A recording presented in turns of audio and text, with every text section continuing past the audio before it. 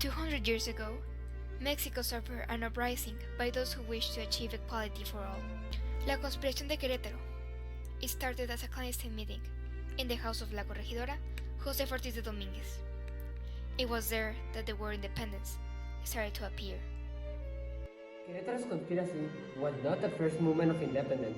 However, it will be the first to succeed and will catapult independence into existence. Hidalgo was an incredible man that inspired hundreds of thousands. This can be evident if you consider El Grito de Dolores. We don't know actually what he said, but he managed with just a few words to create an army out of peasants. He didn't fight for independence, rather for equality. Miguel Hidalgo wanted to prove to the Spanish that Mexico would not be subdued, that they could and would fight back. It was in the fight of Algún Día de Granaditas where the Mexican people showed their true colors, while the Realistas hid in Albondigas as a refuge.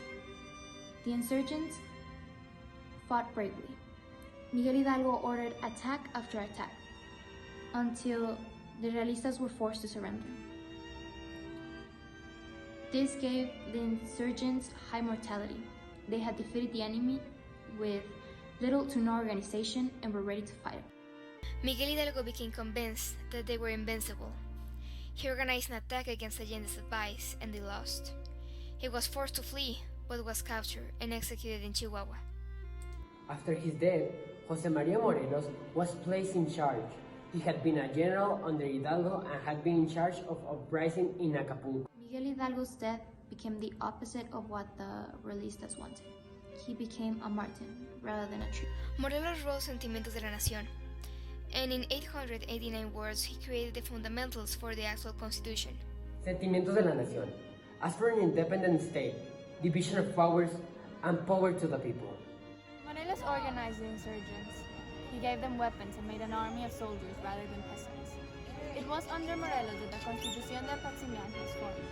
The Constitution established a republic as the government, asked for the division of powers, and granted the status of citizens to all of those born in Mexico, including castes and blacks. The Constitution abolished slavery and all racial differences. It also put in place a Catholic religion as the main religion. Morelos died on December 22 of 1815. He was taken by the Realistas and forced to give up his sanctity as a priest. Since he was a very religious person, he begged for forgiveness, believing that he would go to hell without it.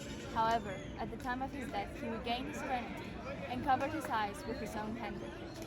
His death ended stage 2 of independence. However, the independence movement was far from over. The beginning of the end will start with El Abrazo de Acatempan. El Abrazo de Acatempan occurred in February 10, 1821, in the town of Acatempan. This event was the key to consolidate the criteria of both political and military ideologies. The peace agreement between Vicente Guerrero and Agustín de Iturbide led to the future union of the forces and the achievement of the Mexican independence. Iturbide will create a scheme to end the war, once and for all, known as Plan de Iguala. The promulgation of the Plan de Iguala was in February 24, 1821. This plan states the absolute independence and creates a new state, the Mexican Empire. As independence neared its end, Iturbide and Guerrero hurried to organize themselves. The Trigarante, or the Army of the Three Guarantees, entered Mexico City on September 27, 1821.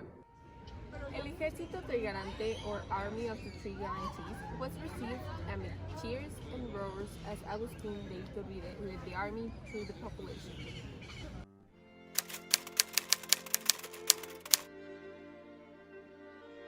During these days, Spain was receiving the Bourbons to the crown, between new laws and reforms that included the increase of taxes in Spain. People obviously wasn't happy. As a result of the independence, the country was in a pretty difficult economical situation, outcome of the death of 500,000 Mexicans and the massive series of economic production in the country during the war. The politics were a complete mess. The whole country, in the search of a new government, was divided into two ways of thinking: the conservatives and the liberals. Conservatives were looking to keep the monarchy in Mexico. while the liberals wanted a federal republic, just like the one in USA.